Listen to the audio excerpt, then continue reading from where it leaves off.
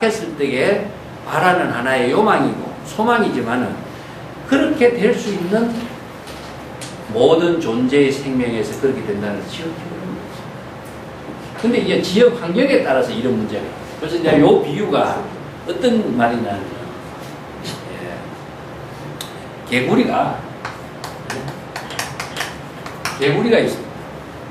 근데 개구리가 큰 우유통에 빠졌어요. 근데 첫 번째 개구리는 나는 여기 우유통에서 살아나올 수 있는 희망은 전혀 없어. 그래서 첫 번째 개구리는 이건 뭐 불가능이라고 하는 식이에요. 이것은 포기해. 자기의 모든 생명을 포기해. 이게 자기의 주관적인 생각을 갖고 있고 자기의 환경에 있어서 자신이 살 수 있는 모든 희망을 스스로 판단해버리는 거죠. 이게 자아 중심의 사고예요. 이게 뭐냐면은 인간이 모든 삶을 살 적에 자기 스스로의 판단을 하는 것은 이것은 너무나 어리석은. 그러다 보니까 자기가 자기의 환경을 보고 자기의 가능성의 세계에 긍정적인 생각까지도 포기하고 나는 살 수 없다 하니까 자기가 죽어. 그래서 죽음밖에 없어. 두 번째 개구리는 어떠냐면, 야 정말 이게 난처하게 됐다. 그렇지만은 누가 나를 구제 건져주러 올 거야. 반드시 누가 나를 건져주러 올 거다. 기다리고 있는 거예요. 기대 심리 속에 빠졌어요. 기대의 대상은 뭡니까? 절대 타자입니다.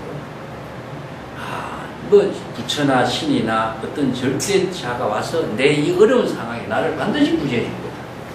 기다리다가 세 번째 개구리는 이렇게 했냐면, 야, 이 참 난처하게 됐다. 자, 여기에서 내가 해야 할 일이 뭐야?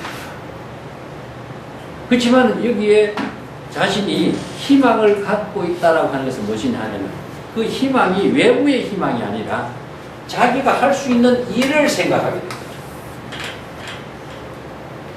그래서 자기가 할 수 있는 일이 무엇이냐 하면 외부적인 힘에 의해서 작용하는 일도 아니고 자기의 생명 활동을 실행하는 일은 무엇이겠어요? 원력밖에 없는 거예요. 그래서 불교에서 원력이라고 하는 것은 외부적인 힘을 실행하는 것이 아니라 목적을 얻기 위한 원력은 없어요. 그리고 보통 종교에서 다른 종교는 목적지향적인 가치관을 실현하는 것이지만 불교는 그게 없어요.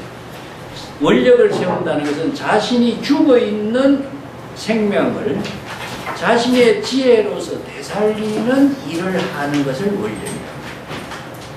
자, 여기서 어떻게 시절 인연의 일입니다. 자, 지금 이런 상황에서 내가 해야 할 일은 무엇인가? 개구리가 해야 할 일은 뭐겠어요? 헤엄치는 일밖에 없는 거죠. 그렇지만 이 일을 하지 않고서는 자신이 할 일이 지금도 없고 자신의 원력형을 실행할 수도 없고 자신의 가능성을 실현할 수도 있는 것이다. 그러니까 열심히 자기가 하는 일, 이게 뭡니까? 시절 인연의 일이다. 그 일을 하다 보니까 그 큰 우유통이 뭐 요구르트가 되고 버터가 되고 그래서 살아나. 이런 이제 하나의 이야기를 해볼 때 그 일이라고 하는 것 자체가 불교에서는 이야기하는 자활성이다. 그 일을 하는데 누가 시켜서 그 일을 한다. 생명활동을 우리가 하는데 누가 시켜서 생명활동하는 사람이 없죠. 이게 불법의 가르침이에요. 그래서 원력이라든가 불법의 모든 지혜라든가 하는 것, 이거는 진여의 생명활동이 자연적으로 작용하게 하는 것은 남의 힘에 의해서 이루어지지 않습니다. 자발성에 의한 것이고 자발성의 힘을 주고 있는 자신의 정지되어 있는 상태의 자신을 되살리는 작용은 어떻게 해야 될 것이냐. 이것이 시절 인연에 따른 자기 자신의 생명을 되살리는 일을 불교에서는 원력이다. 그래서 원력을 세움으로 해서 죽어 있는 자신을 되살리고 불가능을 가능으로 만들게 하는 힘을 만들어내는 그 지혜를 제시한 것이 불법의 가르침이지, 외부의 힘에 의해서 자신의 존재적인 가치를 실현하게 하는, 이것은 기대 심리 속에서 있지만 실제 없습니다. 자, 요걸 우리가 인간의 본질에다 문제를 두지만 자연의 본질에다 보고 태양, 달, 나무, 물, 우리 공기라든가 바람이라든가 우리 주변에 살고 있는 모든 자연의 존재가 외부의 힘에서 작용하고 있는 것은 하나도 없습니다. 여기에 불법의 가르침의 생명에서 나와요. 태양이 자발적으로 자신의 생명 활동하고 있고, 달도 마찬가지예요. 나무도 역시 마찬가지예요. 나무가, 사과나무가 내가 외부의 도움을 받아서 사과나무가 이렇게 사는 것처럼 이야기합니다. 자체의 생명 활동에 의해서 살아가서 그 자체의 생명 활동에 바로 진여의 지혜라. 그래서 뉴턴이 사과 나무를 가지고 뭘 발견했습니까? 네? 만물일이죠.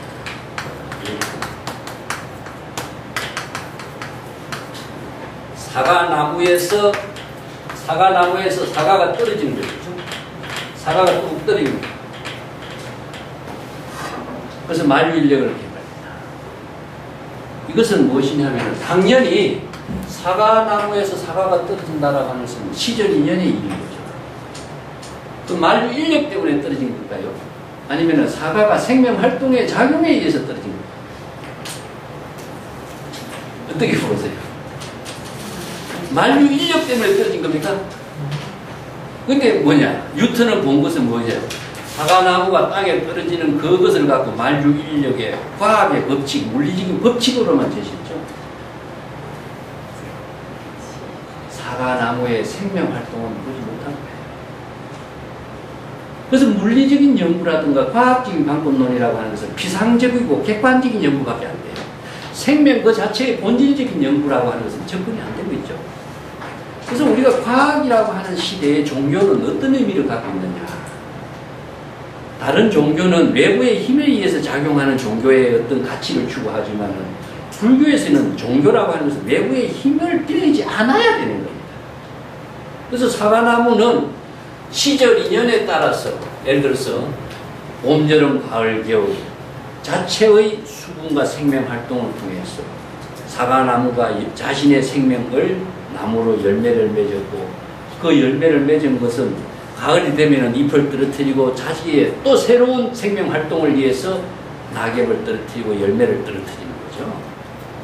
뭐냐? 다음에 시절 인연의 생명 활동으로 전향하는 일을 자체적인 일을 하는 것이지 만류일 때문에 사과나무가 떨어지는 건 아니에요. 이것이 바로 자연의 진여의 법칙성에 의해서요. 그래서 모든 존재가 자체적인 진여의 생명 활동에 의해서 작용하고 있는 이 법칙성을 바로 불법이라고 합니다. 물이 흘러가면서 자체적인 생명 활동을 청정하게 하는 힘을 작용할 때에 그 물이 자기 자신도 가만히 있으면 물은 어떻습니까? 썩어버리죠? 여러분 그 위에 내 밑에 국수자성 수연성이라는 말을 써놨어요. 그 일불 출세 옆에 쭉 보면은 여기 법성계에 나오죠. 자성이라고 하는 말은 진여자성인데 진여자성이 가만히 있으면은 자 물을 비유해요. 물이라고 하는 진여자성이 가만히 있으면 물은 어떻습니까? 썩죠. 썩습니다. 그 물이 썩지 않는 작용을 하는 것은 뭐겠죠? 물이 흐르는 작용. 근데 물이 흘러가지 않으면은 물은 썩어버려요. 우리의 마음도 마찬가지예요. 모든 존재가 생명 활동을 하지 않으면은 생명 활동을 하지 않는 것은 죽어버려요. 그래서 아무리 우리가 진여 본성이라든가 우리의 청정한 마음이라든가 불성이라든가 하는 우리의 본심을 갖고 있다고 할지라도 가만히 있으면은 그 본심이 죽어요. 그렇기 때문에 이것을 아까 개구리가 지금 여기 자기 일을 할 때에 자신이 생명활동이 이루어지고 생명활동을 통해서 좋은 많은 인연들이 만들어져요. 그래서 원력의 일을 통해서 모든 일은 이루어지지 않는 것이 없는 것은 그 원력의 일을 통해서 많은 인연들에 의해서 힘이 서로 작용하는 힘이 이루어져요. 그래서 물이 가만히 있으면 썩지만 물이 흘러가면 어떻습니까? 자체적으로 청정한 힘을 만듭니다. 물이 흘러가야 청정한 힘을 만들고, 청정한 힘이 뭐겠어요? 물이 맑아지는 거죠. 아무리 더러운 물도 물이 흘러감으로 해서 정화작용을 하게 돼요. 정화작용을 하는 것은 물 그 자체가 오염에서 벗어나는 본래로 되돌아가거든요. 물이 청정하게 된다고 하는 것은 물이 더 깨끗하게 되는 거 아니에요, 사실상. 본래로 되돌아가는 겁니다. 아까도 이야기했지만 진여 본심으로 되돌아가는 것이 바로 불교의 수행이고, 오염된 번뇌 망념의 마음에서 본래의 깨끗함으로 회복하는 거예요. 회복하는 것이 불교의 수행이지, 거기에 청정함이라든가 뭐라든가 더 하나 군더더기가 붙어가지고 이루어지는 건 없어요. 근데 사실상 본래로 되돌아가는 것이 가장 본질적인 깨달음이에요. 그래서 이걸 지도라는 말을 쓰는데, 도라고 하는 것은 뭡니까? 생명활동을 통해서 길을 걸어가는 것을 도라 그러죠. 물은 물의 길로 걸어가는 것이고, 사람은 사람의 길로 걸어가는 것인데, 왜 진짜 지극한 최상급의 언어가 붙었느냐 하면요, 절대 더 이상의 경지는 없기 때문에. 그것은 무엇이냐면 본래의 상태 더 이상의 경지는 없어요. 이걸 이제 불교에서는 구경각이다 이런 말 쓰는데, 본래로 상태로 되는 그 이상의 경지는 없어요. 그것도 안욕따라 삼약삼불이라는 말 쓰는데, 안욕따라 삼약삼불이라고 하는 것도 무상정등정각이라는 이런 말 쓰는 것도 이의가 없는 것은 본래의 상태이기 때문에 이의가 없습니다. 그래서 항상 수행은 본래로 되돌아가는 거죠. 물이 오염된 더러운 흙탕물이 흘러가면서 청정하게 되는 것은 본래의 청정함으로 되돌아간 상태를 말합니다. 그랬을 때 그 청정한 물의 그 기운이 자기 자신도 청정하게 만드는 것을 이걸 상구본이라고 합니다. 청정한 기운의 힘을 만물에게도 생명활동할 수 있도록 이렇게 나누어지는 역할이 되죠. 누구를 위해서 나누어지지 않지 않아요. 물이 흘러가면서 자연스럽게 나누어지는 모습이 바로 이게 하와중생이다.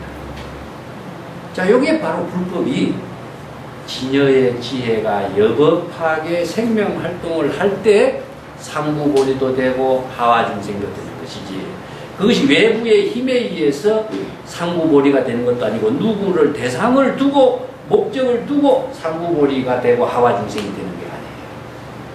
그게 불교의 법의 종교의 본질이기 때문에, 이 법의 종교는 누구의 주장에 의해서 이루어진 것이 아닙니다. 우리 자체, 우리가 청정한 우리의 진여 본심의 생명활동 그 자체의 작용에 의해서 이루어지고 있는 것을 불법이라고 한다. 네, 그래서 금강경에도 그런 말 했죠. 열애가 연등부처님의 처소에서 수행을 해서 깨달아서 얻은 법이 있는가? 없다 그러죠. 다른 데서 불법을 배웠다, 수기를 받았다고 이렇게 하는데, 수기를 받은 법이 있느냐? 없습니다. 그래서 모든 부처가 설법을 하는 것은 각자의 본분으로 되돌아가게 하는 방향과 방법을 제시해주고 있는 것이 방편법문이에요.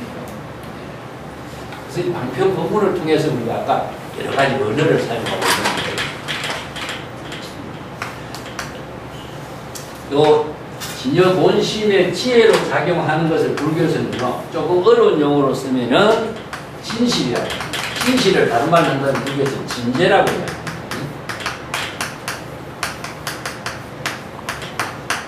진재란 말씀은 참 어려운 말이죠. 예. 진재라고 하는 말씀, 진짜로 있을게요. 근데 이 진실된 깨달음을 이루게 하기 위해서는 뭐가 제시되냐? 방편을 제시해요. 방편이라고 하는 말은 잘 알고 계시죠? 방편은 언어나 문자가 전부 다 방편입니다. 그래서 이제 불교를 방편 법문이라고. 방편 법문을 기록한 것을 불교에서는 경전이라고, 어록이라고. 경전과 어록이 다른 아까 종교의 문헌이나 고전과의 차이점이 무엇이냐 하면은, 다른 종교의 문헌과 고전이라고 하는 것은 작가가 있고 주장하는 목적 지향이 있고 그러다 보니까 나와 남이라든가 어떤 대상 경계를 두고 있는 이원론적인 가치관을 두고 있는데 불교는 방편 법문이 전부 다 불의의 묘용을 이루도록 하는 불의 법문으로 이루어져 있어요. 그래서 방편 법문의 어느 문자를 통해서 수행하지 않고서는 진실을 깨달을 수가 없어요. 그래서 방편과 진실은 항상 함께 작용합니다. 그러니까 방편을 수행한다. 이게 불교는 수행의 특징이 방편을 수행한다. 그 방편을 수행하는 것은 뭐냐? 경전과 어록에서 제시하고 있는 법문을 통해서 진실된 깨달음을 이루게 하는 그 특징을 갖고 있어요. 근데 다른 고전이라든가 다른 종교의 문헌에서는 방편을 수행하는 법은 없어요. 그래서 방편 법문은 불교에서만 사용하고 있어요. 연구를 할 적에 남아미타불을 하죠. 남아미타불은 언어와 문자로서의 방편인 거죠. 방편을 수행할 때에 자신이 아미타 부처를 이루는 거죠. 뭐 참선 수행도 마찬가지예요. 모든 것이 그렇게 경전을 읽고 경전의 본문을 통해서 자신이 부처가 되고 열애가 되는 법을 제시하는 것이기 때문에 방편과 진실 두 가지를 제시해놨어요. 그래서 방편 수행을 하지 않고서는 이루어지지 않는 것이 이제 불법 수행인데, 경전을 공부하는 것은 무엇이냐면 다른 고전이나 다른 종교, 외부의 종교의 문헌을 통해서는 자신이 진여의 지혜가 깨달음으로 작용하게 하는, 지혜로 작용하는, 이것은 지혜와 자비로서 작용하는 힘을 만드는 것은 방편을 수행할 때 이루어지고, 그래서 이제 다른 가르침의 말씀은 목적 지향적인 사고이니까 내가 무엇을 지향하고 무엇을 추구하다 보니까 이 이원론적인 가치관이 나누어져 가지고 진여의 지혜가 작용하는 힘을 상실해버려요.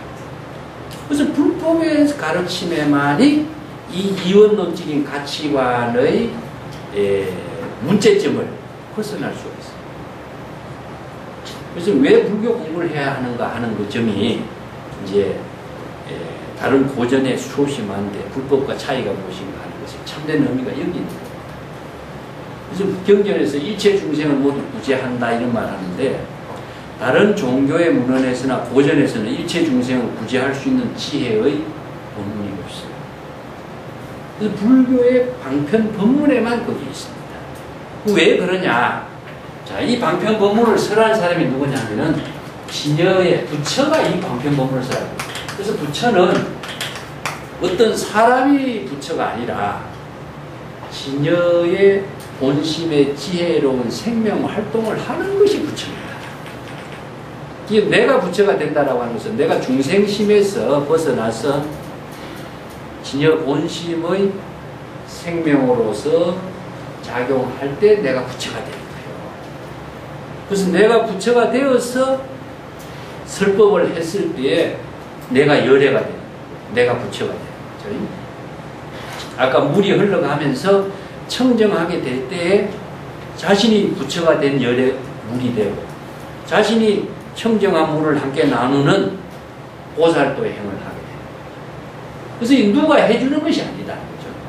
자체적으로 자발적으로 지혜로운 생명 활동을 하는 것이 바로 불교의 가르침이고, 그렇게 각자가 그러한 불법의 가르침에 의해서 생명 활동을 하도록 방편 법문을 제시하는 것이 경전이고 어록입니다. 그래서 수많은 중생들의 병을 치료할 수 있는 것은 이제 불법의 지혜로서 중생을 구제하는 그 일을 하기 때문에, 할 수 있기 때문에 일체 중생을 구제한다, 이런 원력을 쓰는 거죠. 그래서 이제 불교의 수행에서 이제 크게 두 가지 오늘 프린트 나눈 것을 한번 보세요. 두 가지. 불법 공부하는 의미가 무엇이냐 하는 것이 이 두 가지에 내가 정리를 해놨습니다. 첫 번째는 위에 생사사대라고 해놨죠. 생사는 우리가 육체적인 생사를 말하는 거 아닙니다. 예, 우리의 마음속에서 번뇌망념이 일어난 것을 생이라고 하고, 번뇌망념이 없어진 것을 사라고 해요. 그래서 생사윤회란 말씀입니다. 생사윤회를 벗어나는 일이 아주 지대하고 큰일이다. 그래서 6조 단경에서 생사사대 이런 말 써요. 그래서 생사사대를 생사윤회, 생사해탈하는 법을 제시하기 위해서 불교의 가르침이 이제 부처의 법문이 이루어지고 있습니다. 그 밑에 보면은 부처 일대사란 말이 있죠. 부처 일불 출세란 말이 있고 일대사가 있죠. 보통 우리가 이제 여러 사람들이 함께 사용하고 있습니다. 생사 대사를 해결하기 위해서 불법공부한다 하는 거고, 부처가 이 세상에 출현하는 것은 일대사 인연으로서 출현한다. 이 두 가지.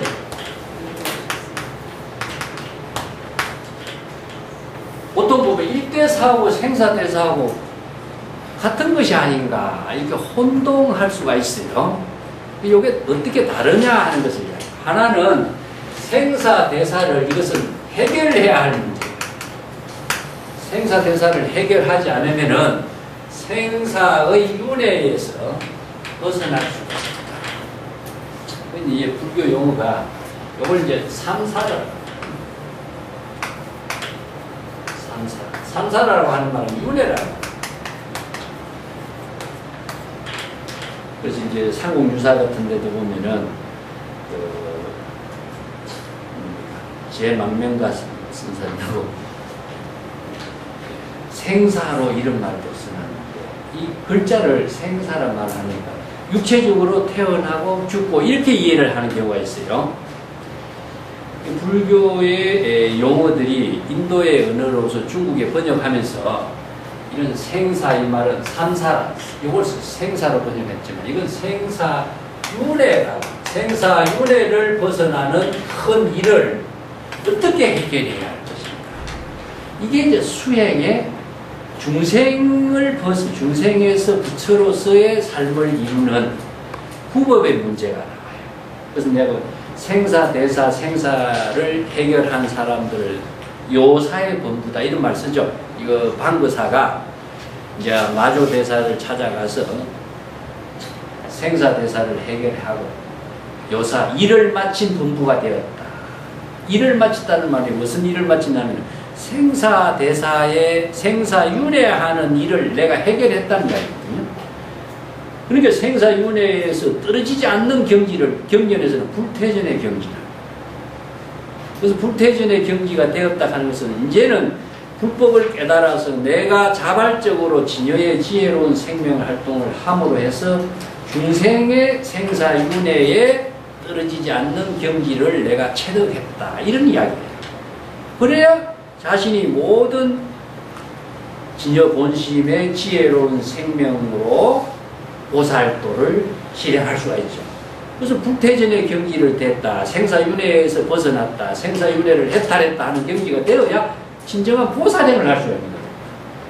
그것은 자기 자신도 생사윤회를 벗어나는 고통에서 벗어나는 거예요. 이 고라고 하는 말이 이제 불교에서는 뭐 재무상이라든가 이제 일체계고라든가 이것은 생사윤회하는 고통인데, 이건 다른 말로 한다면은 번뇌 망념에서 일어나고 있는 여러 가지 정신적인 갈등을 전부 다 고라. 불안하다든가 초조라든가 근심이라든가 걱정이라든가 그 주위에 있을 때 의식을 함으로 해서 여러 가지 불안정이라든가 뭐 노이로제라든가 뭐 수없이 정신적인 질환을 초래하고 있는 일은 무엇이냐, 이것이 하나의 중생의 병이 되는 거예요. 그래서 이 중생의 병을 가지고서는 진여 본심의 지혜로운 생명이 이루어지지 않기 때문에, 그래서 인간이 무상이라고 하는 말은 시간적인 의미도 있지만요, 육체적인 존재의 의미도 있어요. 인간은 시간의 한계성 속에 인간의 육체의 생명의 한계성을 갖고 있다. 그래서 이 귀중한 삶의 그 시간을 어떻게 활용할 것인가, 어떻게 지혜롭게 삶을 평안함을 하나 갖게 됩니다. 평안해야만이 자신의 삶의 일에 몰입을 할 수 있는데, 모든 것이 불안한 상태에서는 자신의 일을 제대로 할 수 없는 문제가 생기죠. 그래서 가장 한 것이 뭐냐, 불안해요. 다른 말로 하면 불안이란 말을 호라고 해야 됐어요. 그래서 이 모든 정신적인 불안, 뭐 초조, 두려움, 근심, 걱정 이런 불안의 문제를 벗어나는 길은 궁극적으로 어떻게 해야 되겠느냐? 본래로 되도록. 자, 진여 본심은 공의 상태이기 때문에 일체의 번뇌 망념이 비워진 상태이기 때문에 번뇌 망념이 없는 상태이기 때문에 본래로 되도록 갔을 때 자신이 망념으로 일으킨 모든 불안, 근심, 걱정을 본인이 해결할 수밖에 없는 거죠. 마음속에 일어나는 생사윤회나 불안과 고통의 문제를 외부에 누가 해결해 주겠어요? 절대 불가능하거든요.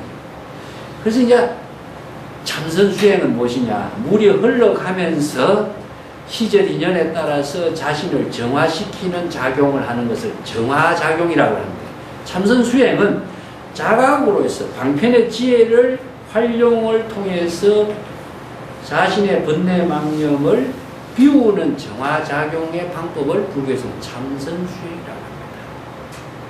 참선 수행이, 그래서 이제 자신이 외부의 힘에 의해서 참선 수행은 절대 불가능해요. 그래서 자각에 의해서만이. 그런데 우리가 자각이라는 말을 쓰는데 깨달음이라는 말을 쓰죠. 이 깨달음을 뭘 깨닫느냐 하는 겁니다. 깨달음. 내 그 진여에다가 요 한문으로 돼가지고 좀 어렵겠죠. 내가 진여의 법을 이야기해놨는데, 요거 불교의 그 논리적인 그 체계를 적어놔서 상당히 어렵습니다만은, 자각은 뭘, 우리가 깨달음이라고 하는 말을 봤습니다. 깨달음은 뭘 깨달은 것일까요? 육조단경이고 홍의 부분에서 식신견성이라고 내가 써놨어요. 망념을 깨닫는 거예요, 사실은. 우리가 깨달음은 뭘 깨닫는가? 깨달음에 대한 여러 가지 문제점을 많이 생각을 하고 있는데, 뭘 깨달아야 되는가? 깨달음을 뭘 깨닫는가 하는 문제가 하나에 막연하게 생각하고 있거든요. 그런데 깨달음은 외부의 힘에 의해서 깨달아지느냐? 절대 불가능합니다. 그래서 자기 자신이 자신의 마음속에 일어나고 있는 번뇌 망념을 자각하는 거예요. 그래서 번뇌 망념이 일어나는지 번뇌 망념인지 아닌지 자각을 한다는 것은 그냥 알 수가, 자각할 수 있는 힘이 있어요. 그래서 이게 진여법이라고 합니다. 진여법, 정법을 알아야만이 자각을 해요. 정법을 알지 못한 사람은 자각을 할 수가 없습니다. 왜냐? 내 마음속에 일어나는 번뇌 망념이 이게 번뇌 망념인지 아니면은 지혜로운 삶인지 판단할 수 있는 능력이 없는 사람은요, 혼란에 빠집니다. 그래서 경전 공부를 통해서 불법 공부의 기본적인 모든 것을 공부하지 않고서는요, 참선 수행이 안 되게 돼 있습니다. 자각을 할 수가 없어요. 자신의 마음을 정화시킬 수 있는 힘이 없기 때문에 그냥 망상만 하고 있기 때문에, 그래서 깨달음이라고 하는 지혜로운 삶을 스스로 만들 수 있는 힘이 자가발전이 안 돼요. 자가발전이라는 말 자주 쓰지만 내가 방금 그러니까 높은 이야기를 갖고 내 자가발전 이야기 하죠.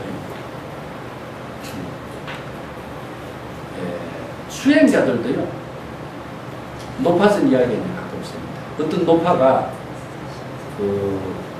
어떤 큰 스님을 참선 수행을 잘하도록 토구를 지어주는데, 또 한 오랫동안 스님을 보자 하다가 이 높아가 이 스님이 어느 만큼 이제 수행을 잘하고 안목을 갖추고 선지식이 되었는가, 그 손녀딸 보내서 시험을, 근데 스님을 한번 꼭 껴안아봐라, 스님 뭐라 하시는 거. 그렇게 손녀딸이 스님 꼭 껴안으면서 스님이 이때의 심정은 어떻습니까? 그러니까 고목나무가 찬 바위를 기대고 있는 것과 같다. 고목나무는 뭡니까? 죽은 물체잖아요. 찬 바위도 뭡니까? 무정의 물건이죠. 고목나무가 찬 바위에 기대고 있는 것과